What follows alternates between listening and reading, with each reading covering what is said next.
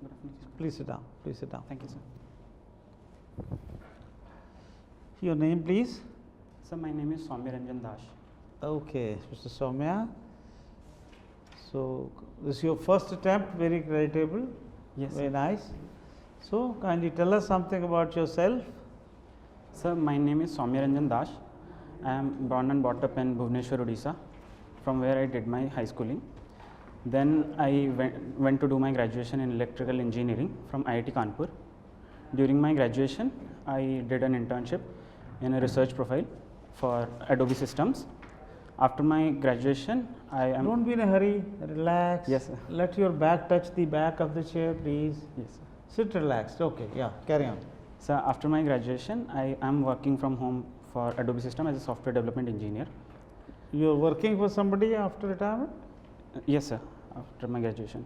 Okay. So for Adobe Systems as a software development engineer, and For which company? so Adobe Systems. Okay, right. Sir, and my hobbies include playing badminton, reactive writing, and pencil sketching. What is reactive writing? So reactive writing is penning down the raw and unfiltered ideas which we have in our mind, and it should be spontaneous. Has any idea become practical which you have followed, which has given you any kind of benefit in life? Sir, I have currently not pursued any of the idea on ground, but in my reactive writing practice, I used to pen it down so that in future I read it and So, get what do you inspired. think if you get into the business of purchasing and selling ideas? Sorry, sir, I couldn't get you. If you get into the business of purchasing and selling ideas, what do you think? Will it be a good business? So I think as far as my ideas are concerned, they are original. Not your ideas alone. I mean, you can collect ideas of others also. Yes, sir. In terms of a business model, it is a credible business model. And Is it workable? yes, sir. But there are several lacuna in Like? the system. Like people do not easily give up their idea because they know the potential of the idea and they know how to nurture it by themselves. So some kind of confidence building measure should be there in order for them to give their idea to someone else to pursue as a business. And also, if there is a scalable project which Achha, you kindly tell me what are external security challenges to India? so there are several external security challenges, like in terms of security, China is aggressing on the line of actual control. So that is one of the military area where there is external challenge. There are other challenges like state sponsored terrorism, which India is a victim since long, and there are upcoming new and emerging challenges like cyber security challenges like cyber attack. That recently an incident happened when a China sponsored team attacked on October on a power system of India, which was critical. And there are other challenges to the society of India, like the social media and disinformation campaign. So, I am talking of external security challenges. Yes, sir. External security challenges, yeah. Yes, I think Okay. that's all I am able to think right now. Can you tell me what electoral reforms are required in India? So, in terms of electoral reforms, there should be transparency and confidence among the public. What that- kind of transparency? So, transparency in terms of the ongoing procedure, like EVM is a good step in this It is pursuit. already there. What further electoral reforms are required? Tell me that. Yes, sir. Sir, so public should get to know more about the political parties, like the disclosures. They have their websites, even about candidates. Supreme Court has said, and they are following the orders. They publish even their criminal cases are on website. Yes. What more is required? Yes, sir, but it doesn't reach the public in general, because very less people actually go to the website and read the manifestos. So, what should be done? So there should be some kind of community level awareness program where people should get actively people should know their rights regarding the electoral process and actively participate in the process. Everybody knows the rights. What else? Just bullet points. Yes, What sir. other electoral reform is required?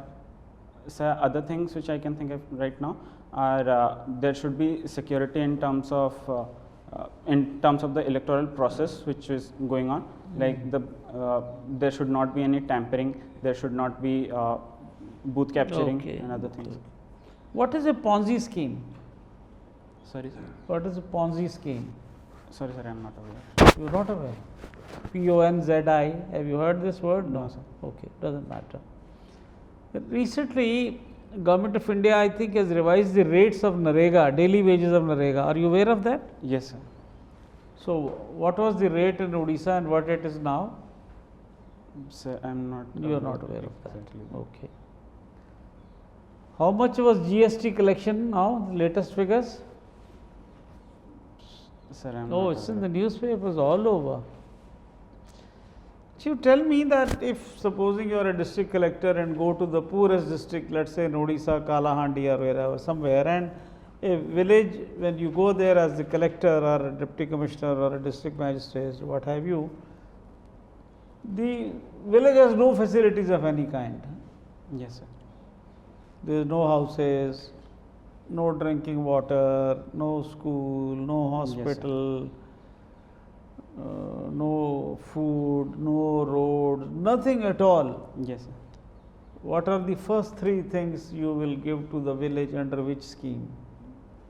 Sir, I think in such a scenario, the first and most important thing which villagers should have is education, Education. because that is the thing which empowers them in order to pursue other things.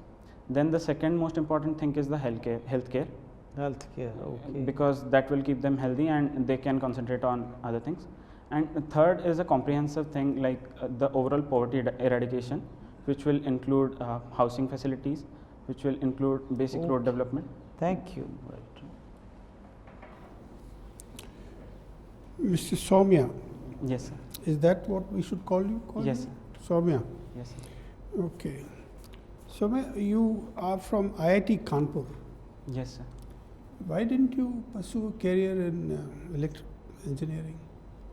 Sir, IIT gave us a very good opportunity and a platform to pursue electrical engineering or engineering in Yeah, general. that's what I'm But- asking. So, but my personal interest was towards the diversity of job which civil services offers. Why did you join the IIT then?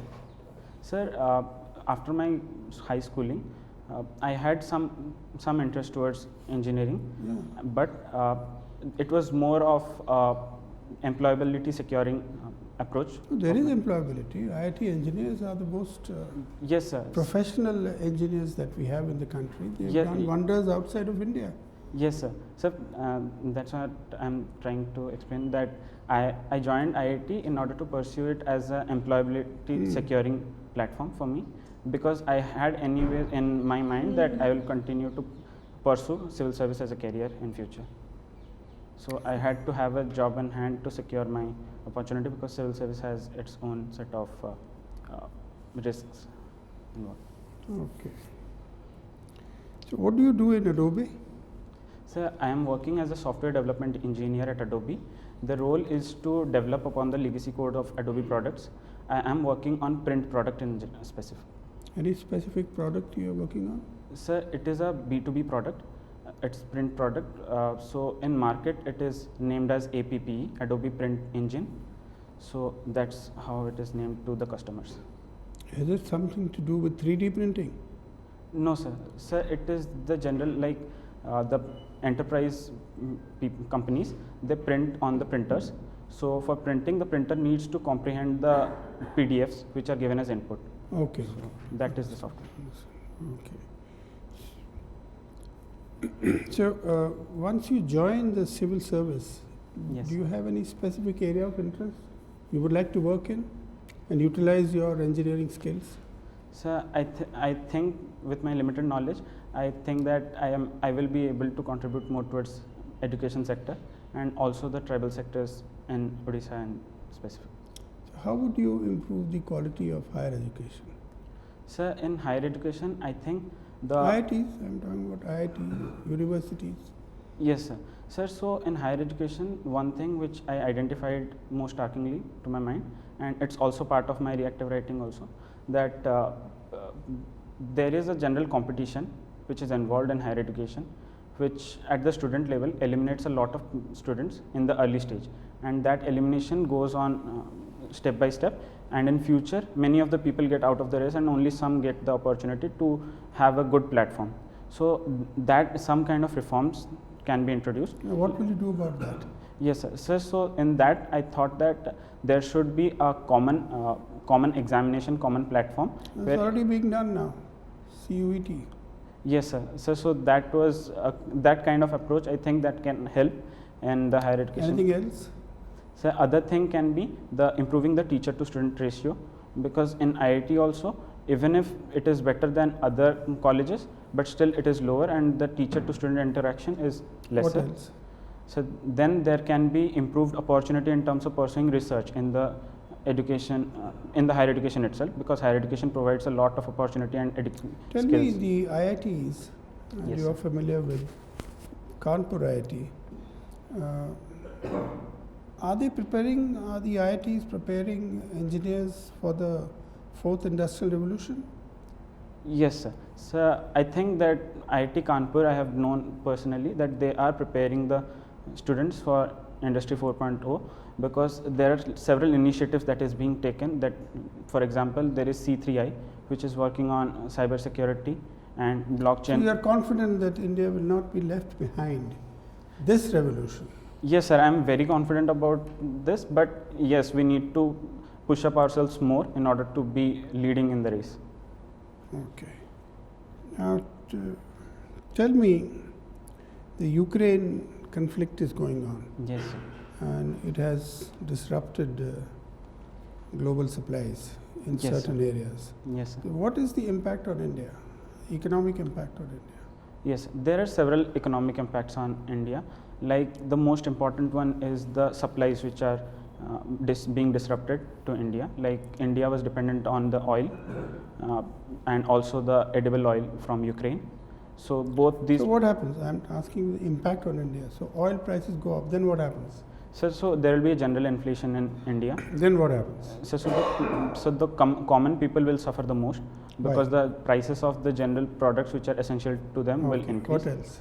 So then there Will has growth suffer? so growth in the short term, the growth is suffering because of the volatility. What happens? What happens if the growth suffer? If the growth goes down? What will happen if So the if the growth gro- goes down? So if the growth goes down, then there will be general decrease in expenditure and decrease in private investment. There will be lesser confidence among investors to invest in Then India. what happens? So then the small and medium enterprises in India and other FDI inflows into India will reduce, which will reduce India's future prospect to grow, as the industries in general will. So tell me now, will the situation get so bad as you've described? You know, Yes. one thing leading to another, and then Yes, sir. Sir, there's chaos. Is that likely to happen? yes, sir. Sir, the current Yes, scenario. sir. Yes, sir. No, sir, that's not answer. So, like in the current scenario, the world is totally interconnected. So, any kind of severe impact is less likely to happen unless there is a severe global slowdown in total. But yes, India is among the very good emerging countries, and India is capable of getting through this shock. Thank you. Mr. Soumya, Yes, sir. I see from your DAF that you are a very bright person. You've had very high scores all the way through. Thank you, sir. Now, do you follow current affairs? Yes, sir. Now, first of all, tell me 5 important news headlines today. Sir, can I take some time to think? Okay? Yes, sir. Sir, so first thing is the Russia-Ukraine crisis, which is having the impact on India. And in today's newspaper, I saw that there is a deal being brokered among India and Russia with Sergey Lavrov, who came to India because of the oil price, because of the oil exchange which Russia is offering. Tell me what is being discussed. So Russia is trying to offer India oil at a discounted price, which Western countries are opposed to. In which currency will India be paying for it? So currently that is under discussion, and Russia and India are contemplating a currency swap with ruble and rupee. Another headline. So another headline is the economic crisis in Sri Lanka, being a neighboring country of India. Sri Lanka is facing the issue due to both political problems and also both policy problems and also due to the What policy problem? So, like the Sri Lankan government introduced the organic farming very abruptly and totally blocked the import of fertilizers. So, that way the farmers in general faced losses and they couldn't improve their production. So, that's how. Okay, another headline. So, another headline I can remember is. Okay, Sorry. let's change the subject. Okay. The President of India has gone on an overseas trip Yes. and visit to foreign countries. Yes. Where is he now? Sorry, sir, I am not aware. You didn't follow. No, sir. Which two countries will he be visiting? Sir, I am not You aware know. of this. Who is the President of India? Sir, Mr. Ramnath Kovind. And who was the President before that? Sir, Pranab Mukherjee. Sir. And before that? So, Ms. Pratibha Devi Singh Patil. All right. Now, the Foreign Secretary of the United Kingdom visited India Yes, sir. very recently, day before yesterday. Yes, sir. What did she come here to discuss? Sir, I am not aware of. You're not following that. Okay. You want to join the IAS Yes, and sir. you want to serve in Orissa. Yes, sir. Tell me something about your state. Sir, Odisha is a rich culture in itself. It has various domains of attraction, like the tourism sector attracts in natural vegetation. There is Vittarkanika mangroves. There are crocodiles which are there protected in Odisha. Dolphins are found in Chilika Lake. Chilika Lake is itself. Okay. Talking of Chilka Lake, it's a big tourist attraction. Yes, sir. Can you name some other prominent tourist attractions of Orissa? So, the most important is Puri temple, Jagannath temple, and then there is Konark temple, Lingaraj temple. These three temples are the most prominent tourist attraction all over the world, I can say. And then there are various, like Hirakud Dam in itself is a tourist attraction. And, and there are several cultures that is followed in India which attract tourists like What are the Chau dance. developmental challenges of Orissa? Sir, some things I can identify is like the development percolation is low in Odisha. There are some concentrated area which is developed like Bhubaneswar, Cuttack, and there are many districts which are underdeveloped and still. No, the challenges. Sir, I think the challenges is there are several challenges, like there are less number of doctors in Odisha, like doctor to patient ratio is less, and that's more vibrant in the underserved areas of Odisha.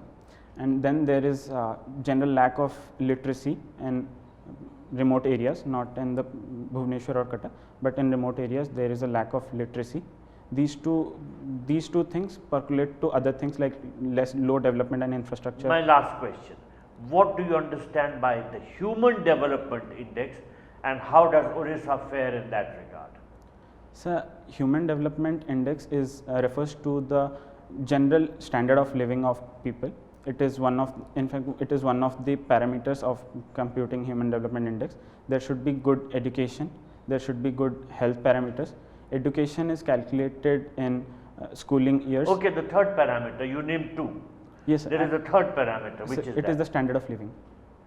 Hold on. The first one you said is? Education, Second? health, Third? standard of living. Okay. Per capita. Okay. Okay, so. And how does Orissa fare in that regard? So, I don't remember any exact numbers of the HDI of Odisha, but Odisha is in a fair pedestal than other states in India. All right, thank you. Thank you, sir. Yeah, Mr. Soumya. Yes, sir. Agriculture is under distress in our country. Yes, sir. Do you agree? Yes, sir. To some extent, yes, sir. To some extent. Yes, sir. But to what extent? Sir, like agriculture is under distress because the farmers are not getting remunerative prices and they are the seed bearers, and then the productivity of Indian soil is decreasing. It is corroborated due to the high inorganic fertilizer use also and to other factors like excessive irrigation. and for Okay, then what is the solutions to it? The question is, suggest what can be done to improve the Indian agriculture position or farmers' position as well. Yes, sir. Sir, so we need to promote natural farming, and the action should not be coercive, but it should be a step-by-step awareness generating procedure. But in natural farming, you mean organic farming? Yes, sir. Organic farming Just also. like Sri Lanka did it? No, sir. Sir, Sri Lanka did it in an abrupt move, so that led to distress in the public. But there should be an awareness generating Okay, procedure. one is that natural organic farming. Anything Yes, sir. else? So then the subsidies has to be rationalized, so that and the farmers need to be taken on board. By In this. rationalization of subsidy means they should be reduced or increased. Sir, in some areas it should be reduced. In some areas it should be For increased. example, Like it should be increased in nutri cereals like millets. That needs to be encouraged. And in areas like the rice, Okay, like the paddy and wheat. any other major? Sir, and then the power subsidy is one thing which we need to take care, because Any other than subsidy? What next point? so then the crop diversity should be encouraged, because Indian farming is concentrated more towards monocropping, that is paddy and wheat. So then other things I can think of is the mechanization of agriculture, like providing. Okay. Now come to the cooperative federalism in India is under attack. Yes, sir. You comment on this. Sir, What is your opinion about it? So there have been several instances where cooperative federalism is shown under attack. Like we have seen the West Bengal elections, where there was distress among central and state parties, and there are other areas like the GST compensation cess was denied by center on grounds of it being an act of God. Although later we recovered and we provide. Which one? So GST compensation cess. GST company. So these two are the things, but I think that these are one-time issues and can be handled. What about this passing of 3 farmers laws? Yes, sir. Was it against the cooperative federalism? Yes, sir. To some extent, I can say that, How can you because sir, agriculture is a state subject, and center promulgated the 3 laws by using the entry of the concurrent list, which enabled center. Okay, now the last question is, forest fires have happened recently. Yes, sir. Where? Sir, In India. yes, sir, I had heard about it being happening in Simlipal in Odisha. Similipal in Yes, Odisha. And very recently here in Sriska. Sorry, sir, I'll read it up. So what is your opinion about the forest fire? Are they good or they bad, or what do you feel about them? So forest fire has some good effects also, some bad effects also. So like the good effect is that in forest fire, the forest gets an opportunity to regenerate.